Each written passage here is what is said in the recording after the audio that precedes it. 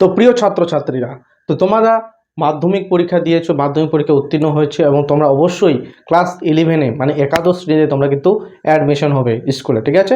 তো অ্যাডমিশন হওয়ার পর তোমাদের যে বিষয়টি থাকে সেটা হলো তোমরা যে মোবাইলটা ট্যাব কবে পাবে, ঠিক আছে। তো তোমাদের রেজাল্ট কি ভালো দরকার না দরকার নেই, সমস্ত কিছুই তোমরা কিন্তু সচরাচর সবাই কিছু জেনে থাকো বা জেনে আছো যে আমরা ক্লাস 11 যখনই ভর্তি হব তখনই আমরা একটা কি সরকারের তরফ থেকে, গভর্নমেন্ট থেকে আমরা একটা টাকা পাবো।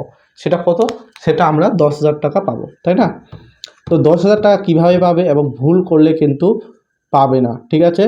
তোমাদের অবশ্যই সঠিকভাবে তোমাদের কিন্তু স্কুলকে দিতে হবে, যেগুলো চাইবে সেগুলো স্কুলকে তোমাদের দিতে হবে। যে স্কুলে তোমরা পড়বে সেই স্কুলেই তোমাদের কিন্তু যোগাযোগ করতে হবে এবং ভালোভাবে দিতে হবে যে সমস্ত জিনিসপত্র চাইবে।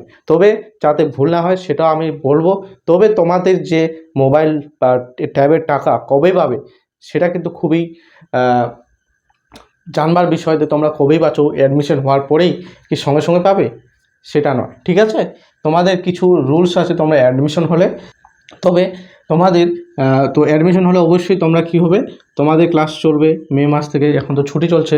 তো অনলাইন রেজিস্ট্রেশন শুরু হবে কবে থেকে দেখতে পাচ্ছ, 2/6/2025 থেকে 30/6/2025। যখন তোমরা রেজিস্ট্রেশন করবে অনলাইনে, এটা কোথায় হবে? স্কুলেই হবে, ঠিক আছে। স্কুলেই তোমাদের সব কিছু বলে দেবে এবং স্কুলেই সব কিছু হবে। তবে নিজেকে ভালোভাবে দেখে শুনে ভালোভাবে করতে হবে, যাতে কোথাও তোমার নাম ভুল না হয়, তোমার বাবার নাম যাতে ভুল না হয়, তোমাদের অ্যাড্রেস যাতে ভুল না হয়, তোমাদের ডেট অফ বার্থ যেটা ইম্পর্ট্যান্ট সেটা হলো ডেট অফ বার্থ যাতে ভুল না হয়, যেটা মাধ্যমিকে তোমরা করে এসেছো। তো ডেট অফ বার্থ সেরকম লাগে না, তবে রেজিস্ট্রেশন করার সময় সব কিছু কিন্তু দেখে নেবে, ওকে। দেখো, 2/6/2025 থেকে 30/6/2025 এই ডেটের মধ্যেই তোমাদের কিন্তু তোমাদের রেজিস্ট্রেশন হবে। তো এটা তোমরা করবে। তারপর রেজিস্ট্রেশনের পর তোমাদের চেক লিস্ট আসবে, ঠিক আছে। তো তোমরা যেগুলো সাবজেক্ট নিয়েছো সেই সাবজেক্টগুলো সেখানে আছে কি না সেখানে চেক করবে, এবং তোমাদের যত নাম আছে, বাবার নাম আছে, ডেট অফ বার্থ আছে এবং তোমার যে সাবজেক্টগুলো আছে সেগুলো তোমরা নিখুঁতভাবে চেক করে নেবে, ঠিক আছে।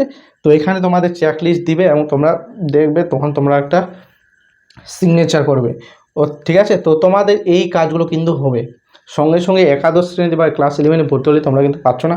তবে এই নির্দিষ্ট সময়ে তোমরা পাবে, সেটা আমি বলবো, ঠিক আছে। সেমিস্টার 1, তো সেমিস্টার 1-এর এক্সামের পর কিন্তু তোমাদের ট্যাবে যে টাকাটা ব্যাংকে ঢুকবে, ঠিক আছে। সেমিস্টার 1, তো এখানে সবাই পাবে, কেউ কেউ পাবে না। এখানে যত একাদশ শ্রেণীতে ক্লাস 11-এ যারাই পড়বে সবাই পাবে। এখানে কে ভালো স্টুডেন্ট কে খারাপ স্টুডেন্ট সেরকম কোনো ব্যাপার না, কে সায়েন্সে পড়ে, কে আর্টসে পড়ে, কে কমার্সে পড়ে, সেরকম কিছু ব্যাপার। কিন্তু একাদশ শ্রেণীতে তোমাদেরকে ভর্তি হতে হবে, ঠিক আছে। একাদশ শ্রেণীতে ভর্তি হওয়ার পর তোমাদের এগুলো কাজ করতে হবে। এগুলো কাজের পর তোমাদের হচ্ছে চেক হওয়ার পর তোমাদের স্কুল থেকে চলে যাবে, মানে তোমাদের যে council of higher secondary education যে অফিস আছে সেখানে হেডকোয়ার্টারে চলে যাবে।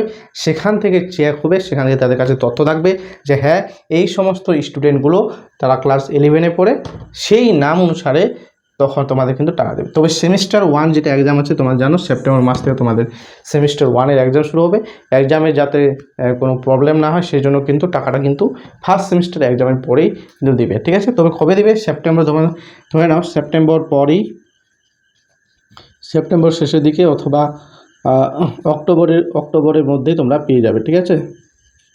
অক্টোবরের মধ্যে তোমরা কিন্তু টাকাটা পেয়ে যাবে, মানে দুর্গাপুজোর আগে তোমরা কিন্তু টাকাটা পেয়ে যাচ্ছ। তার মানে ভাবছো তাহলে কি ভালো হবে, দুর্গাপুজো আসবে এবং নতুন নতুন তোমাদের স্মার্টফোন থাকবে, তো তোমরা কিন্তু সেরকম কিনতে পারবে, তাই না? তো খুবই ভালো একটা ব্যাপার। সেই জন্যই তোমাদের কিন্তু এই সেপ্টেম্বর থেকে অক্টোবর মাসে কিন্তু তোমরা স্মার্টফোনের টাকাটা পাবে, ওকে। এবং তোমাদের যেটা ভুল করেও করবে না, যে ব্যাংক যে ডিটেলসটা আছে, ব্যাংক যে পাসবুকটা আছে তোমাদের, অবশ্যই ব্যাংকের পাসবুকটা ভালোভাবে যে অ্যাকাউন্ট নাম্বার আছে সেটা কি ভালো করে চেক করবে, ঠিক আছে। অ্যাকাউন্ট নম্বর যে আছে সেটা ভালো করে চেক করবে যে হ্যাঁ এটা আমার ব্যাংকের অ্যাকাউন্ট, এবং তোমরা জেরক্স তো অবশ্যই দিবে পাসবুকের।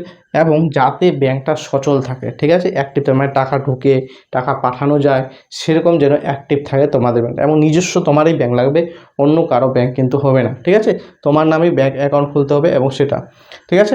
এবার যদি তোমার ভাবতে পারো যে আমার কাছে তো মোবাইল অলরেডি আছে, তা আমি কি মোবাইল পাবো না? অবশ্যই পাবে, সবাই মোবাইল থাকলেও পাবে এবং মোবাইল না থাকলে তো পাবে, ঠিক আছে, সবাই পাবে। তবে স্কুল হয়তো চায় যখন তোমরা ব্যাংকের তোমার টাকা ঢুকলো, তোমরা নির্দিষ্ট স্কুল হয়তো চায় যে তোমাদের ব্যাংকে যদি মোবাইলটা কিনেছো তার রিসিভ কপি, কোনো কোনো স্কুল চায়, কোনো কিছু চায় না, ঠিক আছে, টাকা পেয়ে গেছো, ঠিক আছে, ঝামেলা শেষ, ঠিক আছে। এই ছিল আজকের যে টপিক, যে তোমাদের মোবাইলটা কবে পাচ্ছ, ঠিক আছে। তো মোবাইলটা কবে পাচ্ছ, তাহলে সেপ্টেম্বরের শেষের দিকে অথবা অক্টোবরের প্রথমেই তোমরা কিন্তু, অক্টোবর মাসের প্রথমেই কিন্তু তোমরা পেয়ে যাচ্ছ, ঠিক আছে। এই ছিল আজকের একটা মানে রিলেটেড একটা টপিক তোমাদের মানে বিষয়ে। তো আজকের ভিডিওটি কেমন লাগলো অবশ্যই লাইক করবে এবং চ্যানেলটাকে সাবস্ক্রাইব করবে এই ধরনের আরও ইনফরমেটিভ এডুকেশন রিলেটেড ভিডিওতে। এবং তাছাড়া আমি তো ক্লাস তোমাদেরকে দিয়েই থাকি, মাধ্যমিক, উচ্চ মাধ্যমিক, যত কিছু জিওগ্রাফি কোশ্চেন আছে, এছাড়া আরও অনেক কিছু পাবে। তো এই বলে আজকের ভিডিওটি শেষ করে এবং চ্যানেলটাকে সাবস্ক্রাইব করো। জয় হিন্দ, বন্দে মাতরম।